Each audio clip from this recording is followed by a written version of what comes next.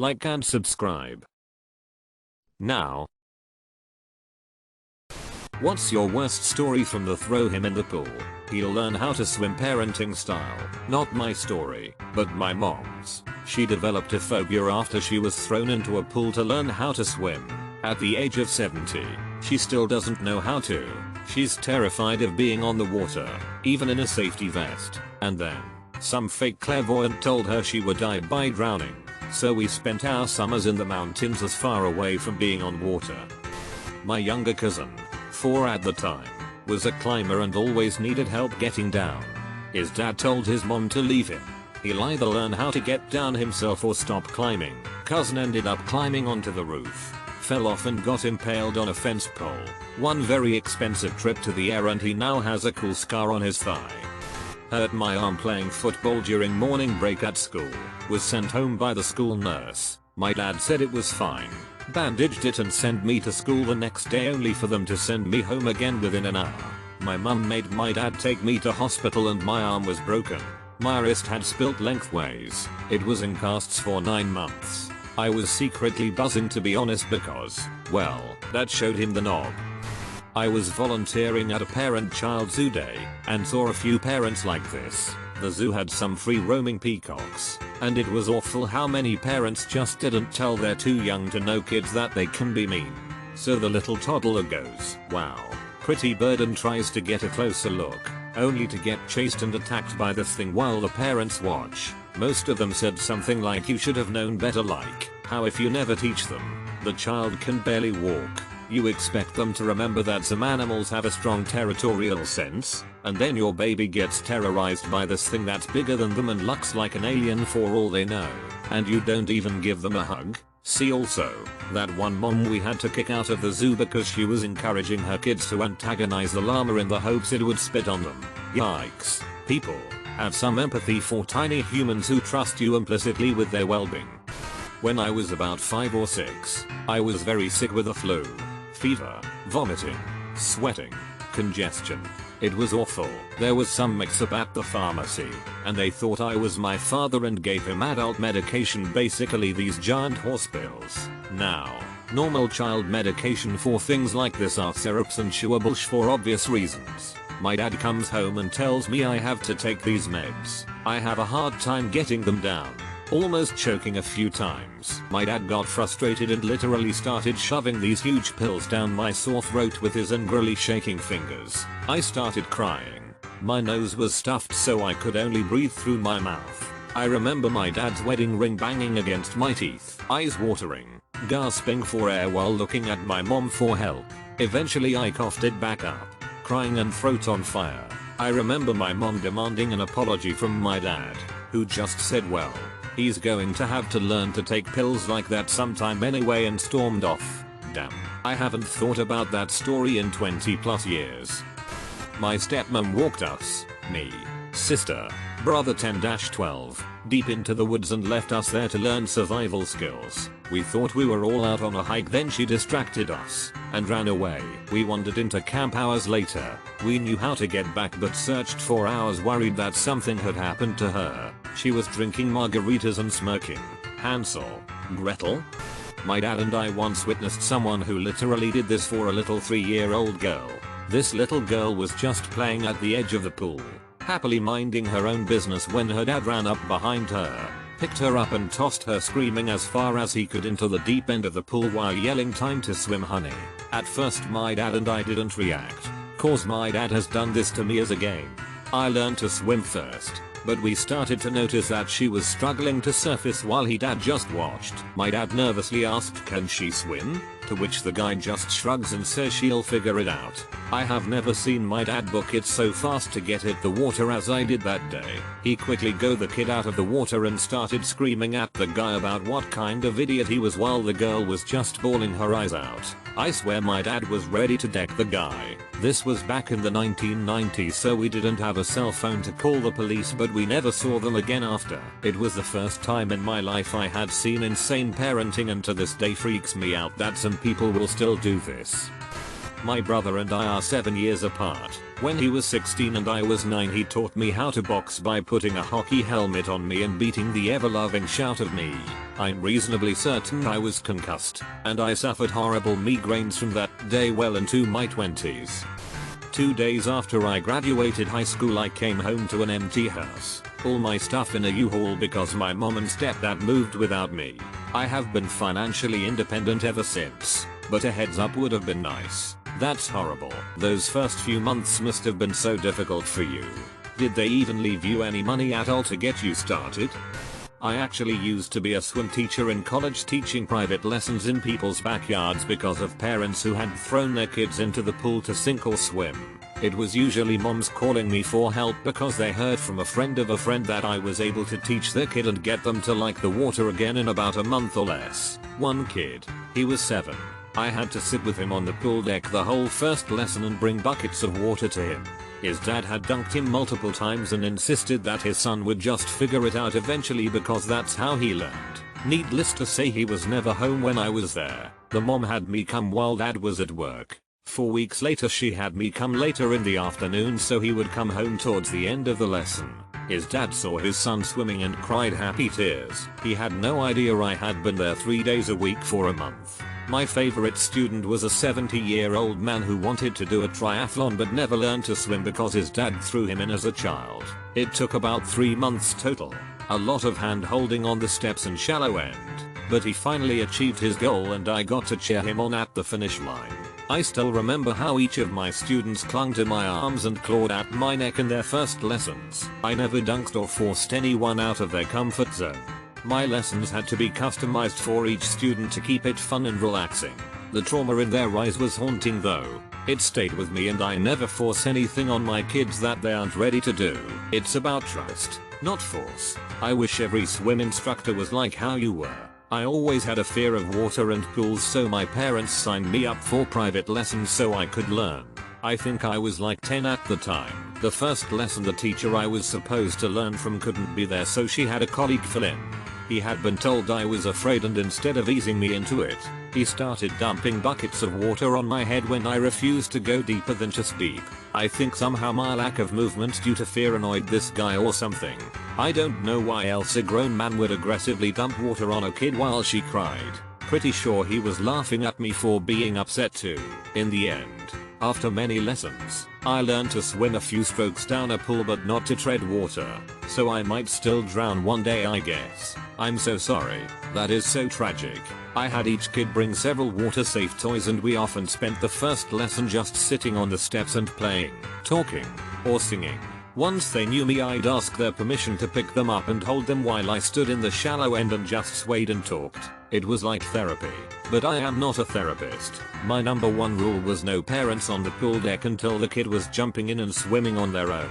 I told them they could and should watch from a window, but they were not allowed to be out to try and talk over me or help coach. I ended up babysitting and filling in as a substitute nanny for most families. I went to so many kids' birthday parties as a 22-year-old too, it was hilarious. But I usually got 10 more clients at each party and I genuinely cared about the kids too.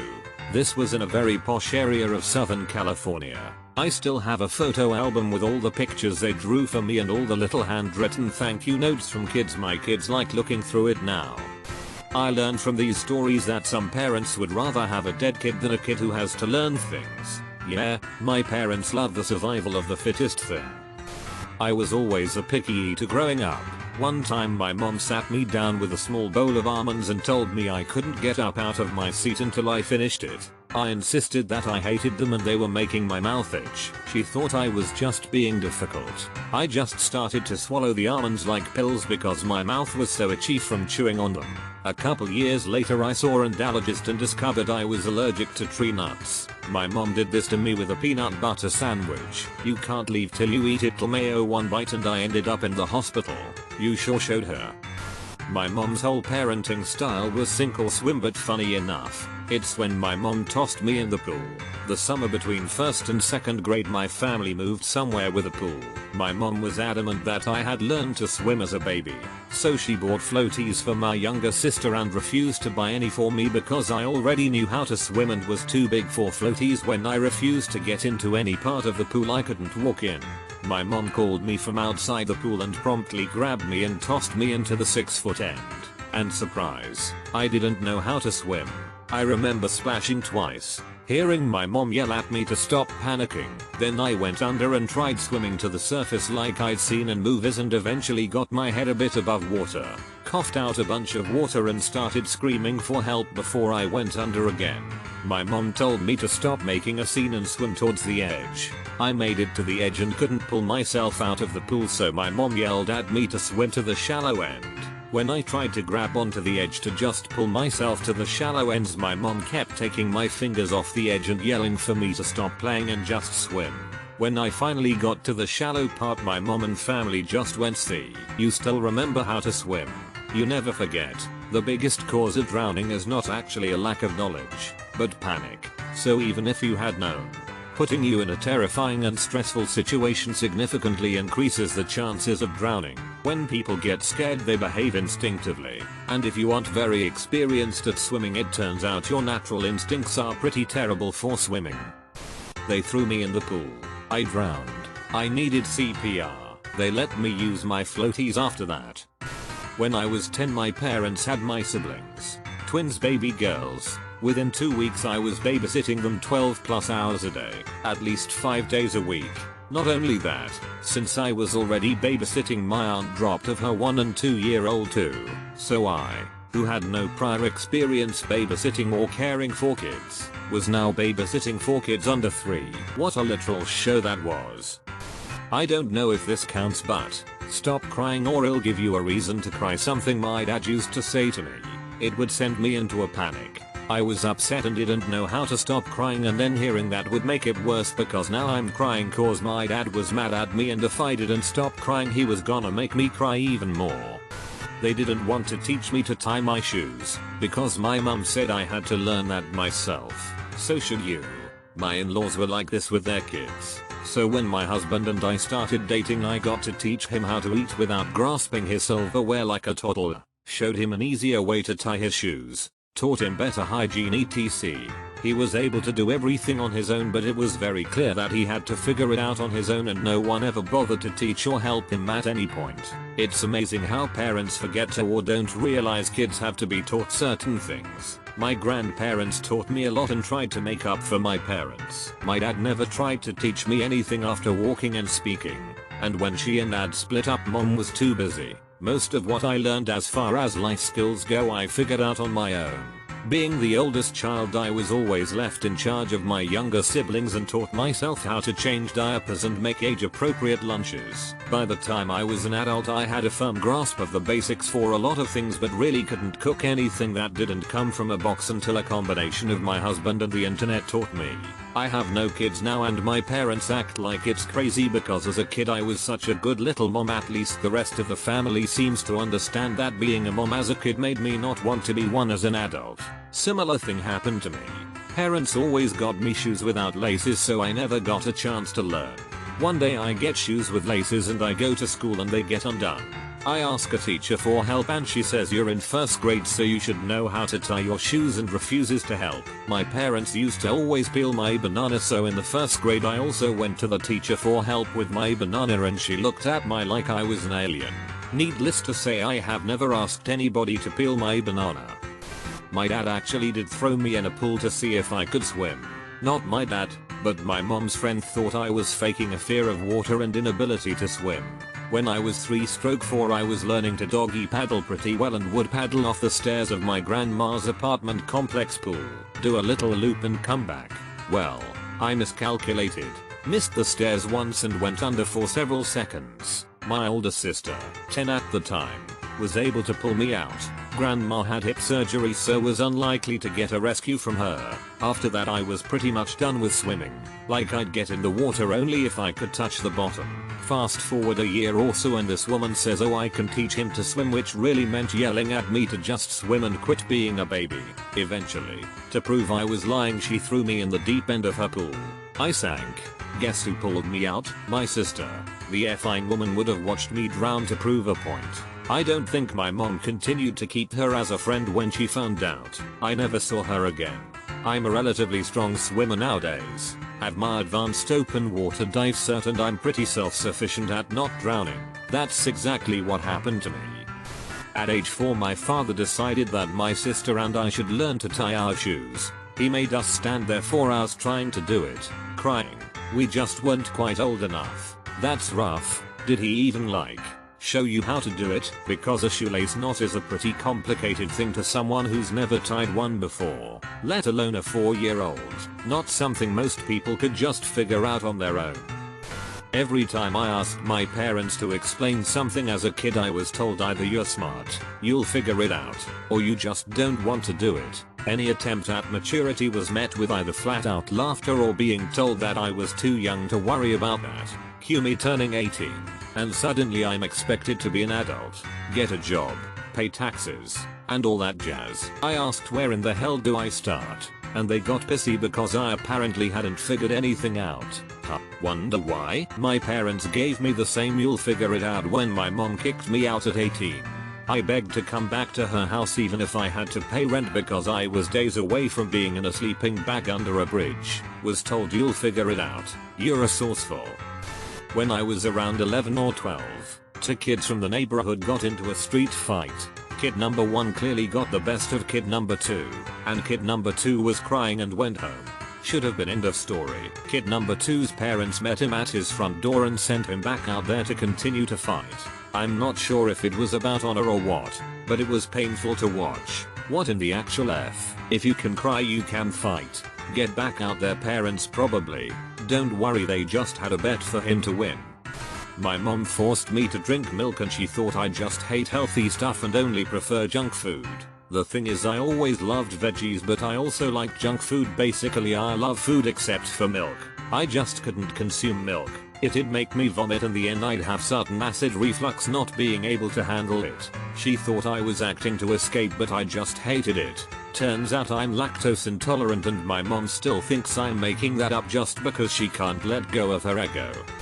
My mom told me and my sister, 8 and 6 at the time, to run away if we wanted to leave so badly. We were told to do laundry but didn't exactly know how. So us being young took that opportunity and packed up to leave. 10 minutes later my sister was hit by a drunk driver. I still perfectly remember her crayon suitcase fed up in the middle of the road. She was mostly fine from the crash. Just scrapes and bruises. The real pain came from realizing our mother would prefer to challenge us to run away rather than teach us how to do laundry. She's currently NC and I moved across the ocean. It's better now. That basically describes exactly how my parents would teach me anything. It wasn't really teaching at all. It was showing me once super quickly, then expecting me to fully grasp the concept because I was supposed to absorb that knowledge from observation alone apparently. And when I wouldn't get it on the first time, I would be berated or beat. When I was 6, my parents tried to teach me how to tie my shoes. They showed me super quick once, fast enough that I couldn't process what was happening, then told me to do it. I didn't understand and so they started yelling at me, telling me how I shouldn't even wear shoes because I was so stupid. I didn't learn how to properly tie my shoes until I was 18, and I had to teach myself. I still use the bunny ears method. The worst part of that was that people would make fun of me for not knowing how, and I couldn't explain the situation at home because they would have just thought that I was making excuses. Where I live, we have bags of milk. We have a pitcher where we place the bags, and I usually tie an elastic band around the corner that I snip open. One summer, when I was 5 or 6, I woke up bright and early because my brother was in summer school so I'd have the whole morning to myself. I went to make a bowl of cereal, and when it was time to put the milk back my mom tried to teach me how to tie the elastic band to the bag. I did it, but she had told me it was wrong and so beat me and told me to do it again. For the entire morning she would tell me that I was doing it wrong and beat me. By the time I had my cereal, it was noon and my brother had already come home. I don't even think I was doing it wrong because I've been doing it the same way since then. I'm pretty sure my mom wanted an excuse to beat me. 7 years old, had an asthma attack at our camp in the middle of the night. At that time, treatment for an attack was a nebulizer machine that required electricity, which we didn't have at our camp. My parents kept telling me that I just had to calm down and breathe better so the attack would go away on its own. They only intervened hours later because they couldn't sleep because of all the noise I was making as I choked and gasped for air. We drove 3 hours back to our house, passing multiple hospitals along the way because they were embarrassed that I was in such bad shape and blamed me for just not breathing properly. Fun times. Eater. I've been trying to reply to everyone's questions, but there's a lot of them, so I'll just answer the most common ones here. I still have asthma, but it has been well managed for years now. I take Zenhale every day and Ventolin as needed. I've been no contact with my mother for over a decade. She's a narcissist who not only emotionally abused me but encouraged my older brother to do so as well. This led to him physically and sexually abusing me, and when I eventually confronted her on this, she said it was my fault for being such a bee.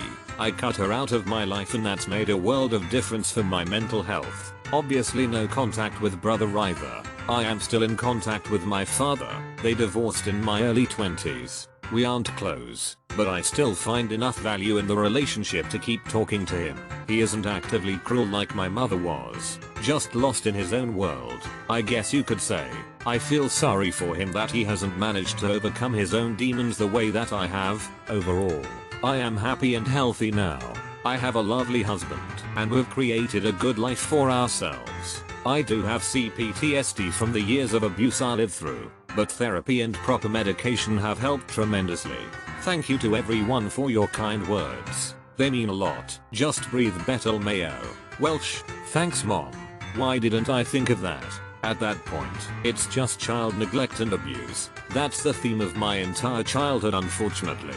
But life got a lot better once I left home. This actual thing. I was a lifeguard as high schooler. Some parent did this to their 5-year-old. Parent thought the kid was fine because he wasn't splashing around. He was bobbing up and down with his arms going straight up and straight out. That actually means they're drowning.